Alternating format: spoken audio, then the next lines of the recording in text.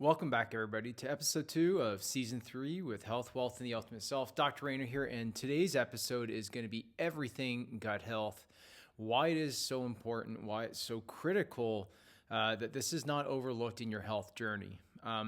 Even things that you may not realize can be tied back to gut, you may be dealing with, and this is a very potentially empowering thing to listen to get ideas of how, whether it's weight gain, obesity, inflammation, anxiety, depression, can all have ties back to the GI.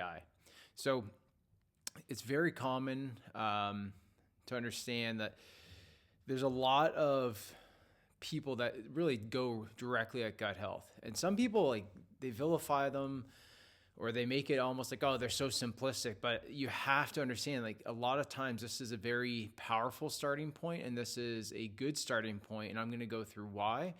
Because a lot of other things that you still may have to do to help with people, going to depend on the gut being a very healthy tissue and organ system.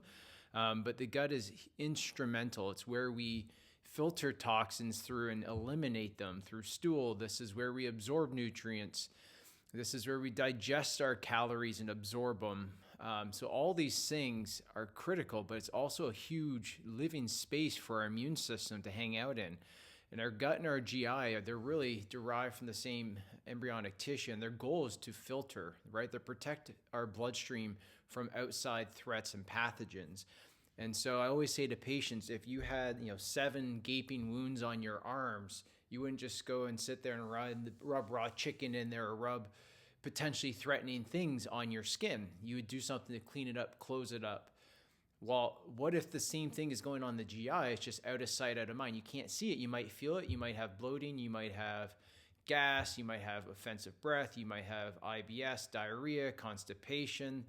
You might have brain fog, depression. You might have lots of symptoms. You might be sore and achy everywhere. You might have fibro. So there's a lot of potential aspects to it. But again, it's harder to see, right? We see the cut that creates compromise and open access to the bloodstream, but we don't always see or directly have that insight on the gut. So I think this is why it's such a critical conversation that we have. And I want to do my best to just go through the details and get an understanding. Most people, it's not just one thing that causes issues in the GI. They usually stack. So you might have one thing that's there for 5 years, second thing, and then boom, let's say that second thing is just bad diet, stress of a bad job or demanding job and poor sleep for 5 years, and then boom, divorce or something really kind of stressful happens. And then all of a sudden, hey, I don't know where this came from or why this came from this incident. Well, a lot of these things compounded stress on different organ systems to a point where it kind of pushed it over that line and created a symptomatic system or something that the organ itself couldn't no longer catch up, and it needs some help and attention to dealing with this. So if we understand the most common thing that we talk about is probably intestinal permeability, or kind of more the layman's terms, leaky gut.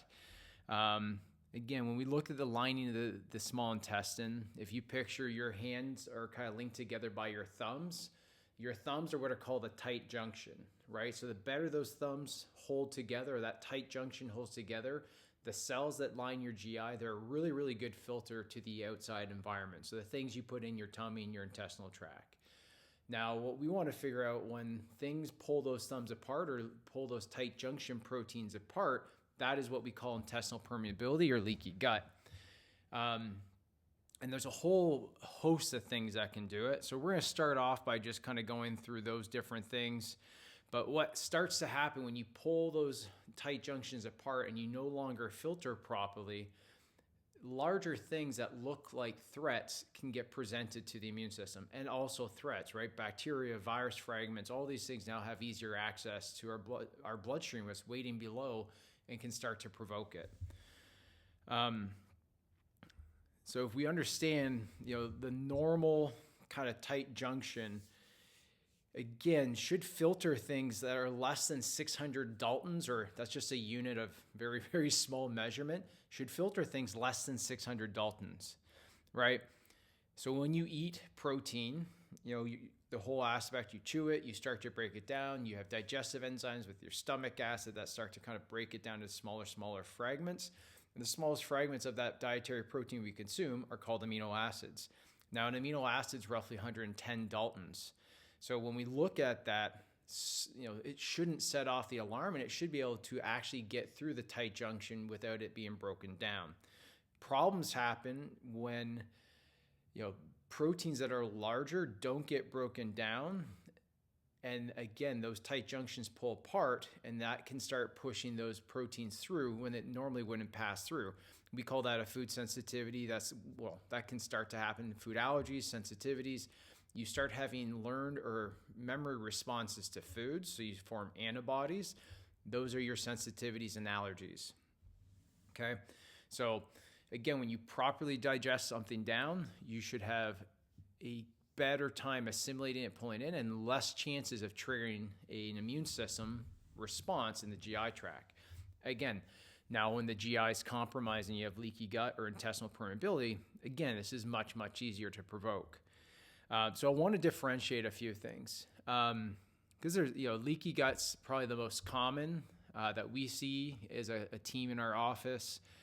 But we also see and have to understand that there's other GI issues that can be very, very problematic to patients, and are, again, very, very inflammatory over time, and usually have an inflammatory kind of onset or nature that started them in the first place. So one of that is celiac, right? So celiac disease, again, immune response to the small intestine, primarily the duodenum, so a portion of the small intestine, where you damage the lining of that intestinal tract. Very, very inflammatory.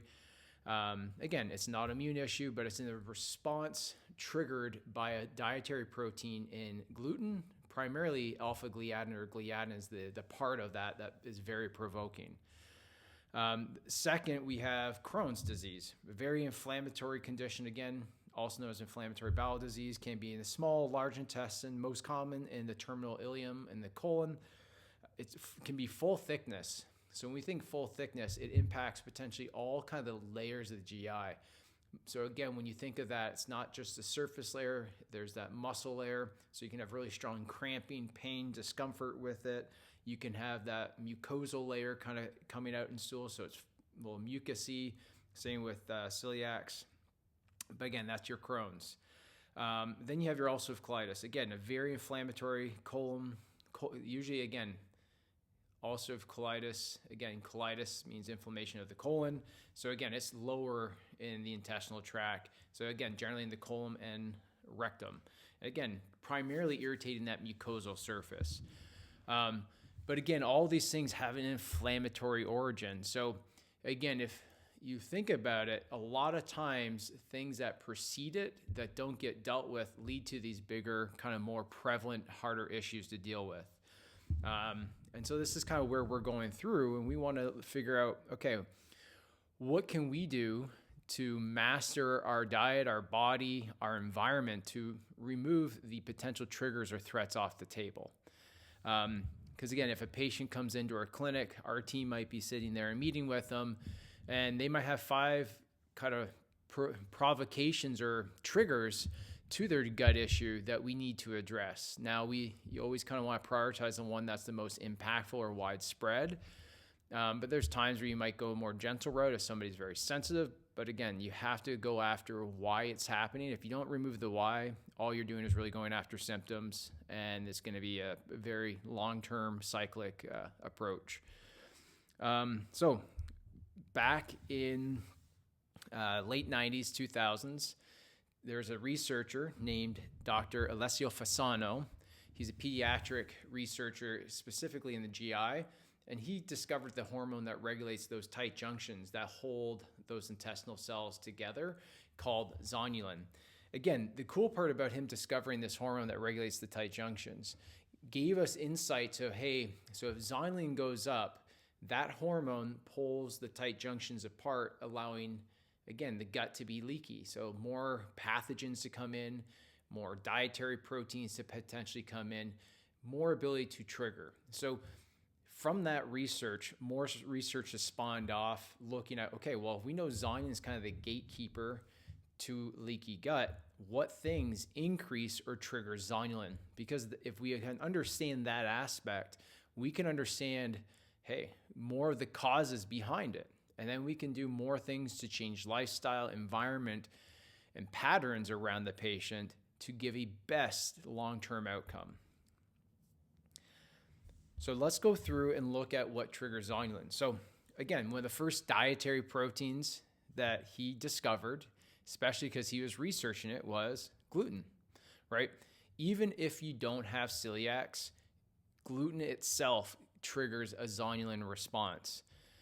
Same with casein. Slow digesting dairy protein is common to trigger it. So that's why a lot of common diets that want to start healing gut, even without doing food sensitivity tests, like, hey, cut this out, aka gluten or gliadin, cut beta casein or casein out, or dairy, as just, again, without knowing what food sensitivities you have, there's just such a high chance that you're having an over-exaggerated zonulin response causing those tight junctions to pull apart. Again, very common foe in the US, high sugar diets, right? We are consuming mountains of sugar every day. Now, I'm not assuming you are, but for many people in this country, sugar, artificial sweeteners are everywhere. Cereals, your breads, your starches, all these things can increase zonulin responses in the GI and lead to that leaky gut formation. Highly processed foods. Another thing we're very common to be exposed to are processed foods in this country, in the US and Canada. It's so common. It's just getting more and more prevalent, like getting back to clean foods, where it came from. Again, we have to spend some effort there, but it's doable, and we're trying to implement ways in our office even to get people connected to local farmers that give them that access. So things like emulsifiers, additives, polysorbate 80 have all been shown to increase zonulin. This one might be unpopular. I've kind of picked on it before when it comes to brain health. But again, we know alcohol is very irritating and damaging to the GI and causes zonulin responses.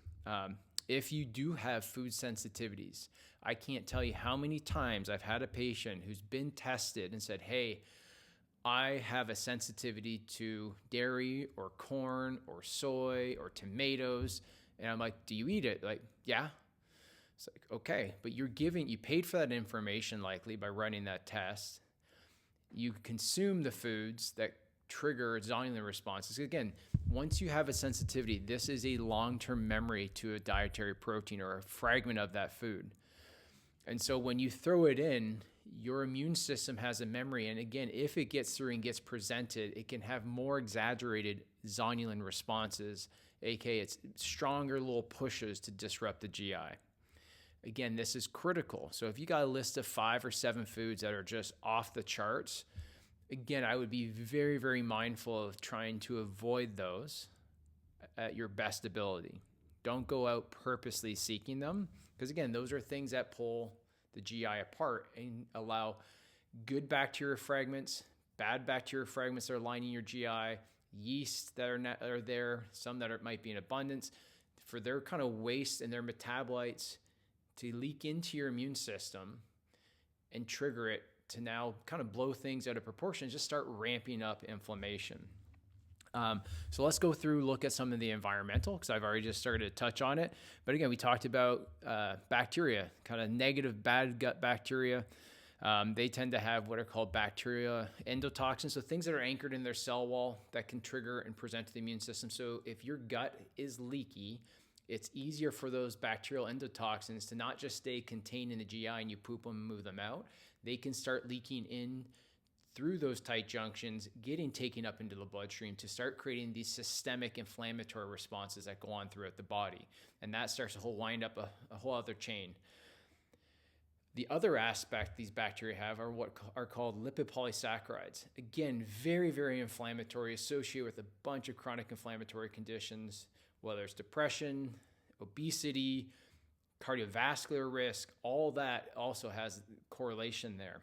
Mold, fungal toxins, all those things, again, get easier access to your bloodstream when the tight junctions are broke down, and again, can trigger responses to zonulin themselves. lastly, something that a lot of people are marinating in, and that's stress, cortisol, prolonged stress responses. It's not that stress in short amounts is bad. It's just most of us are living in it way more than our body was designed to be there, right? We're meant to, threat, run. Hot, fire, quickly remove. We're not meant to be stressed out for 12 hours a day, 3 months straight. It's not an adaptive response. And again, we know you get poor, worse blood flow and control of the GI. You start shunting blood flow away. You decrease your digestive enzymes, which do what? Bigger proteins don't get digested, more chance to respond to those as a dietary trigger. And then also you're pulling the GI apart as well. So it's a double whammy, or probably a triple whammy when we start to look at it. Common medications that can cause GI issues or leaky gut and zonulin responses, antibiotics.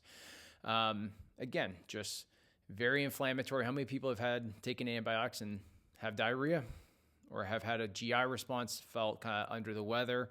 NSAIDs, so your non-steroidal anti-inflammatory medications like ibuprofen, naproxen, again, can cause leaky gut, GI issues. Your PPI, your proton pump inhibitors, again, they also increase bad bacteria, so there's more effects than we realize on some of these things. So your omeprazole, your Nexium, all those things can cause leaky gut and GI issues.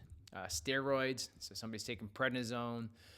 Again, those type of persistent, basically, if you're taking it all the time, the more and more you expose yourself to these things, over time, there's just going to be a vulnerability that is kind of getting worked into place. Stimulants, so too much caffeine, again, stimulates the stress response over time. Things like Adderall, Ritalin, again, all change your gut function, gut motility, how things move, how you send blood flow to it, how you digest nutrients, but really how you form that filter that protects you from the outside world. Some neurological triggers. Now, we could probably put stress in there as well, but concussion, TBIs, we know when people get a head injury, it's very common to see GI inflammatory markers increase within around 6 hours after that head injury. And we know that response is going to be likely to drive increased zonulin and GI compromise. So we always tell, on the neurological side, when you do brain rehab, if you get a concussion, that's not the time to go feel bad for yourself, eat the bad foods. It's the time to make sure your foods are kind of cooked, simplified, and are really, really clean, because it's this kind of really critical time that you have inflammation up here. It's trying to create it down in your GI, and we don't want them to start feeding each other, right? Because they can become very, very cyclic and self-supporting. And so we want to make sure we influence where we can and make sure we don't create food sensitivities or reactions to foods following concussion or TBI. Lack of sleep deprivation. Again, another incredibly common thing can do it. So when you go through that list and you start to look at it, I can guarantee as you listen to them, you probably have at least 2 or 3 things that you're like, oh yeah, I do that. I take an Advil twice a week. I take an omeprazole twice a week here and there. Only if I drink. Oh, there's the alcohol aspect. And so you start to see how these things stack on. Hey, yeah, and I do have a lot of sweets on the weekend, but hey, it's date night. But you're having all these other stacking on. How can we remove enough of them where we start making progress and change in the GI? And that's what we have to do. It's really essential though, that we heal your GI and your gut tissue, right? 70 to 80% of your immune system lives in your gut, right? So we call that your gut-associated lymphoid tissue, or your GALT. That's 70 to 80% of your overall immune system is sitting there trying to protect you from the outside environment, right? It does not want infections getting into blood, because that makes things a bigger issue to handle. So it wants to catch the problems at the gate. So the whole aspect of this is, if this has the potential to set off 70 to 80% of our immune system, we know there are certain conditions that are associated with chronic inflammatory patterns. When your immune system's always ramped up, you kind of distract your immune system from taking care of business other places, so you see risk start to show up. Also, when your immune system's ramped up, you over-exaggerate the inflammatory response to other tissues outside of the original kind of injury. So Gut's the problem, but now you have persistent brain fog and fatigue and depression. Again, is the brain more at risk the longer this goes on to other neurological conditions? So the research definitely shows it is, or it's a factor. So again, why this gut issue is just not simply a gut issue. It can be so much more, and this is why it's so critical to make sure it's the foundation of what we kind of make sure your health starts with. Your main immune tissue in the gut, there's tissues called Peyer's patches in the small intestine. You have lymph nodes where you present different antigens or threats to, or proteins, like, hey, here's a little virus, here's a bacteria fragment, just so your immune system can figure out what to do with that. You have different immune cells like T cells and B cells. And then again, you have macrophages. And then you have your beautiful gut microbiome, right? So good, healthy bacteria that can weigh pounds of your total body weight. Now, we want that bacteria to be protective. We don't want it to be that sugar-loving bacteria that creates those lipid polysaccharides, those endotoxins. We want our bacteria to help us provide nutrients, as well as it's an army to compete against intruders that are trying to put their foot down and set up shop. So the better a microbiome, it helps take pressure off our immune system. Again, it makes it harder for the bad guys to show up and call it home. So again, there's another mechanism just right there. When you take an antibiotic, you kill off good and bad, reducing your threat. So common, we see people who are like, when did this all start? And maybe it was another issue like yeast or fungal overgrowth, but it started after a round of antibiotics.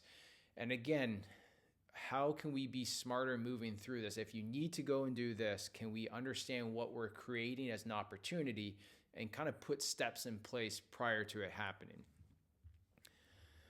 So I hope you guys are following. This is such a critical aspect to understand, because so much of our immune system depends on here. Another thing too, when we start to look at it, when we have a healthy GI, we know, and you can look at this under the microscope, the surface area, right? The more kind of convolutions, the little like finger-like projections expand our surface area. It gives us more cells to function, release enzymes, absorb nutrients, and assimilate these nutrients. So when you lose the surface area, because you start to blunt with chronic inflammatory issues in the GI, you lose your ability to pull in adequate nutrients. So you might be like eating well at this point and like, man, I'm still can't like feel like I'm always B12 deficient. Or I just feel like, man, I still have undigested food in my stool. Things just move through me, right? We have to understand we might have to do more things to stimulate turnover, change. We might have to remove a few other things that are holding you back. The other things too that we start to consider, again, we know the histamine, or the immune modifier histamine, is very, very quick and reactive. But in those intestinal cells, you also release an enzyme that breaks down histamine coming in through food, and it's called DAO, or dianamine oxidase. Now, when you have less surface area, we know there's less good secretion of that enzyme DAO. So again, you're more likely to have more exaggerated like histamine responses. Now you get itchy after certain foods. Again, foods like tomatoes that are high in histamine, strawberries are triggers to histamine, avocado can cause these itchy responses. The nice part is you can take DAO enzyme with meals, but that's you're just trying to minimize histamine from coming in and kind of creating more problems in the bloodstream, right? Exacerbating other allergies that you might have. So again, same thing. If you have molds and funguses in the GI, they love to trigger and hit the histamine like amplification or mast cell button. So those things there as well. Now, if you absorb histamine into the blood, there's things that we can go through and consider. How do we break it down once it's in the blood? So histamine to the GI can exacerbate any immune reaction. So that's the critical aspect to understand when we discuss histamine. If you're losing surface area, you're also now opening up the potential for anything really coming in to have a bigger, more exaggerated response. And again, needs to be considered. Now, let's go through. We talked about, again, diseases that may not be GI oriented, but can be stimulated and caused by fires or issues in the GI. So let's go kind of through these different ones. So let's go through immune related kind of conditions. So Autoimmune issues. A lot of autoimmune conditions are exacerbated or stimulated by issues in the gut that have been there for a long time. Rheumatoid arthritis, multiple sclerosis, type 1 diabetes, all have research documenting gut issues as a origin potential. Skin conditions, things like psoriasis, eczema, atopic dermatitis, so common those things are associated with food sensitivity. So dietary proteins coming in and triggering responses that are not meant to happen. That's meant to happen if it's a virus, a bacteria that's not meant to be there. You want your immune system there for that, not to respond to the foods that are meant to nourish you. Rosacea and acne, same thing. We know that just the immune activation and response from that coming in, but also the microbiome, certain species of bacteria are very commonly associated when they're in abundance that, again, we don't want them in abundance in the GI. Like certain species of strep can be associated with acne, and again, different skin conditions. Neurological and mental conditions. So depression and anxiety is a huge one. There's so much research when you go through and you look at the TRICATS model of depression, inflammatory model of depression, where they literally gave people anti-inflammatories versus antidepressants and saw the anti-inflammatories actually have some better benefit in certain groups. But we know the gut and the brain talk to itself. The other aspect, once you start having these immune responses, your heart does not stop beating. So whatever blood flow is picking up those toxins through the GI tract is picking them up. It's not staying there. Your blood circulates through your body many times a minute. So what starts to happen, your heart does its job and it keeps moving these toxins through, creating something that is now a systemic problem. So whether it's brain fog, fatigue, depression, anxiety, again, if you have inflammation, it would be an intelligent response to alert the body like, hey, there might be a threat here. And when it's chronic, does that manifest as anxiety? So let's go through just a very simple explanation of how this can happen. So let's say we want to look at depression and our ability to make serotonin, right? So obviously we need to consume protein, get the amino acid tryptophan, because that's our building block of serotonin. We're going to convert it into something called 5-HTP, and then we're going to convert it into serotonin. Now, that first step to 5-HTP is iron dependent. So if you have gut issues, you're anemic, you're losing blood because it's a really severe gut issue, or you're just not absorbing it because you don't have good digestive enzymes, you're taking those proton pump inhibitors that really slow that down. Again, there's a sticking point. Step 2, again, that conversion into serotonin is also dependent upon magnesium and some B vitamins that are really critical. Again, are you absorbing those? Are you in high stress and just depleting your magnesium stores? Again, all these things can play into it. Again, and gut has a role in the absorption of these critical nutrients. Now, the major thing that we have to consider too is when there's inflammation, do you think your brain's first goal is to keep you alive, right? And it's willing to do that at whatever kind of push it needs to do. It might be anxiety, it might be your heart rate's jumping. Again, its first goal, it senses threat. It's like, I got to keep this person alive. And so again, if there's things that are stimulating your immune system, do you think it's important to prioritize the immune threat over feeling happy? A lot of times you're going to see the immune system kind of be prioritized. And again, there's an example of this when it comes to tryptophan. And so we want to use tryptophan to build things into like serotonin. What happens though, when you have inflammation, you trigger these immune responses. And so to develop the immune responses, you need tryptophan. So what can happen is tryptophan can be used as a way of activating an enzyme called IDO, or endolamine 2 dioxygenase. But what this does, it converts tryptophan into an intermediate. And this goes and recreates this bigger monocyte or macrophage response to engulf and sample things throughout the body. Now, this is one thing when you look, if you ever have a set of labs in front of you, you go to your CBC, you go down to your monocyte section. We want those monocytes 7% or less of your white count. If they're always on the high side at 9, 10, 11%, what is activating them, right? What is kind of pinging them and triggering them? This can be that mechanism, especially if there is some mood or depression. Other aspect, you can take this intermediate and you can also trigger it and convert it into quinolinic acid. So on our neurons, you have NMDA receptors, often associated with like anxiety, seizure disorders.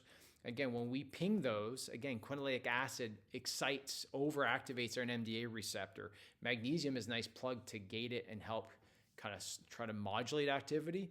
But if we have a bunch of tryptophan going through these pathways inflammatory, again, it's a mechanism to get us more alert, more reactive, and ready to respond and run away from a threat. But what if this is just a chronic long-term issue, right? Then it doesn't match. Like, hey, this doesn't make sense. I'm sitting here, I'm just stressed at work. Why am I having anxiety? Why am I having depression? Again, is your immune system stealing vital nutrients from your ability to shunt and build tryptophan to make your frontal lobes feel happy? That's something we have to consider, and our team does a great job at. But again, I want you to start thinking about, is my GI issue causing problems outside of the gut? Parkinson's disease, dementia, there's a lot of issues there as well, with some research showing Parkinson's starts in the GI tract 20 years prior to the symptoms. So your tremoring, your slow movement, your initiation issues. Again, gut issues are at the hallmark of these neurological diseases. Whether it's the sole cause, we don't know, but there is potentially a lot of compounding factors once the GI is an issue. There's a lot of toxin aspect tied into Parkinson's with what part of the brain it's impacted by. Again, is it the GI becoming a worse filter? Who knows? The other aspect, when we look at that, and we look at neurological disease, again, just the whole idea, like we know when there's a concussion within 6 hours in animal studies, gut function's going downhill. And this starts to cause issues with the blood-brain barrier. And again, it becomes leaky as well and allows more things to flow through, less filtering. Again, now more things are triggering the immune system in the brain. So there's an aspect of that can be going on, whether it's Parkinson's, dementia, Alzheimer's. Again, there's so much that can stem from the GI. And if we miss it, that's 70 to 80% of your immune system that might be overactivated and sabotaging elsewhere in the body. Next, let's move on to metabolic disease, cardiovascular disease. So obesity, diabetes, issues with metabolism, right? So we know gut-derived inflammation can lead to insulin resistance and weight gain. Huge. Again, we know that ideally in a perfect world, somebody can have great thyroid hormone, great hormones, but inflammation can make it really hard for those hormones to land on the receptors. And by doing that, one, you can damage the receptor, make them less responsive or sensitive to the hormone that they're seeking. Two, if that hormone can't bind because there's competition, you can have a decent looking lab and hormone profile, but again, you just can't communicate with the cell to drive metabolism, and weight will start to go up because again, you can't burn things. The furnace is getting colder and colder because you can't engage and talk to it with your various hormones that signal it. Insulin sensitivity, you start to damage those glucose receptors on the surface, your GLUT1, GLUT4 receptors. Now you start having issues getting glucose into the cell to burn. So again, is a more convenient way to store it as a fatty acid? Quite possibly. So you start seeing not only, again, when you start to store, you start to transition and build into those fat cells, and you get less efficient. So not only are you not making energy, you're tired, you feel fatigued, but you're also gaining weight in the same mechanism. So that's huge.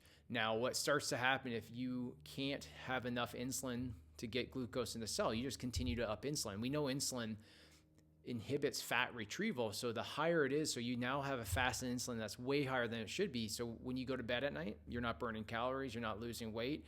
So you might be in a calorie deficit and you're really, really frustrated with where your weight's at, even though you're eating less, right? All these things are so common, and the gut is the starting point to look at this. If you start having insulin go up so much, but your cells just continue to not respond, glucose begins to rise. You do not take glucose in. Usually your triglycerides are rising up at this point too, because you're trying to convert into fat, but glucose is going up. And guess what? At some point, hey, are you pre-diabetic? Are you diabetic? And I'm telling you, diabetes is associated with pretty much every condition, chronic condition, inflammatory condition known to man. And the gut can be one of the biggest instigators of making your insulin resistance problem start. So again, we're all about going after why things are happening. So you might put somebody on a cleaner, healthier diet, but it's not enough. Do you need to go through and understand, is there gut inflammation? Are there food sensitivities? Are there bacteria? Is the microbiome not healthy and triggering persistent immune responses that would make it really impossible for a great diet to yield results for that person? Again, something to consider. Again, like we talked about, inflammation in the GI gets picked up by the blood vessels sitting there, very, very rich in vascular tissue. And all of a sudden, that inflammation is going to be pumped out through the heart. So we know the inflammation that's triggered by certain bacteria species in the GI that's initiated in the GI doesn't stay there, and it can damage vascular tissue. So we know gut inflammation can feed into cardiovascular risk. Tons of research on that. There's, again, a really interesting study. Again, not going to go, again, that's probably since 2010 I read it, 2009, but it's talking about people who didn't have celiacs but had gluten sensitivity. They were more at risk for cardiovascular disease and cancer risk because of the inflammatory risk they didn't really know they had by consuming that dietary protein, because they didn't have celiacs. So they didn't have like the gut pain, the horrible symptoms triggered right after eating it, because sensitivities tend to like take a little bit of time to mount. So they're having something that's very, very inflammatory, but it's not setting off the major alarm like a celiac response would. Again, that is really critical, but it really showed like, look, these people, I'd rather, some people are like, would it be better just to have celiacs and know you should stay away from it like wildfire? Or do you have sensitivities, you consume it, and you create a low-grade fire that in 5, 10, 15, 20 years is going to cause vascular risk, cognitive risk, who knows what the risk is. But I would probably go like, hey, I'd rather just have the celiac, be aware of it, the celiac response, and know and slap me in the face every time I go near it, because it's so reactive. Again, that's the benefit of also doing food sensitivity testing, is just being aware of where potential blind spots are. Again, so if you're looking into it, I'm sure if you have a functional provider, they're happy to run them. Again, if you need some assistance, please reach out, comment. We can figure something out, because again, there's good testing out there to give us this insight. Lastly, before we wrap up, I know this is a lot of information, but if we understand we're taking in calories and we want to make energy to run our body, right? So the calories in are not what our body really runs on at the cell level. Whether, we want to make a new neurotransmitter, testosterone, a hormone, rebuild muscle tissue, create new pathways in the brain for learning. All these things require energy, and that energy in our body is ATP, right? But our immune system requires that as well, to grow into, differentiate new immune cells, to move things out. So picture, if you only have an infinite amount of ATP and we always have to dish some off, let's say you have a paycheck and $100, again, not a big paycheck, but it's $100 for simplicity. But ideally, your body really wants you to take 90% of that paycheck and just take care of like making sure tissue's happy, energized, cognition's really strong. And 10% is to your immune system to kind of clean things up and take care of like old tissue, rebuilding new cells, and taking care of business. But what if you're each month or each year that goes by, you're taking a bigger chunk of that paycheck to just clean up the inflammation and waste and chronic stress going on in the body? Do you think your energy levels are going to be great? Do you think you might start to get behind the 8 ball when it comes to clean up inflammation? If it's chronic, you're less likely to be able to catch up the longer it persists. So this is where gut inflammation also has ties to your chronic fatigue, your fibromyalgia. Again, especially when you start looking at even serotonin and how you have pain modulation into that. We can go down a whole rabbit hole on that aspect. But again, chronic fatigue, fibro is so common, but usually the solution is, here's a pill, here's this. But is it really tapping into why it's happened? And again, it's not saying that it's not always a bad thing to have a short-term solution, but what's your long-term game plan to go after why this happened? Because again, it's not normal to be achy all over. It's not normal to have cardiovascular disease come out of nowhere. It's not normal to have persistent chronic fatigue. I'm telling you, we want to understand what's normal physiology at such a scrutinous level.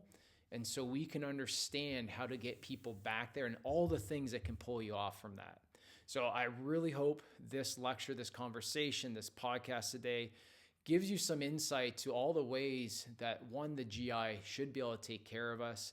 One, when it starts to kind of become compromised, why and how it can become such a systemic problem. It's not just a gut problem.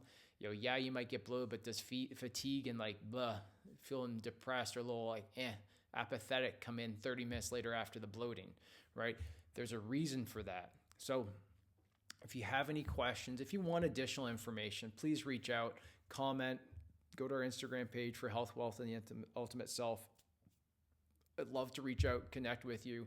If there's a provider in your area that you need help connecting with, just let us know. We're here about finding solutions to help serve you so you can be your best and ultimate version of yourself. Until next time, we'll talk to you soon.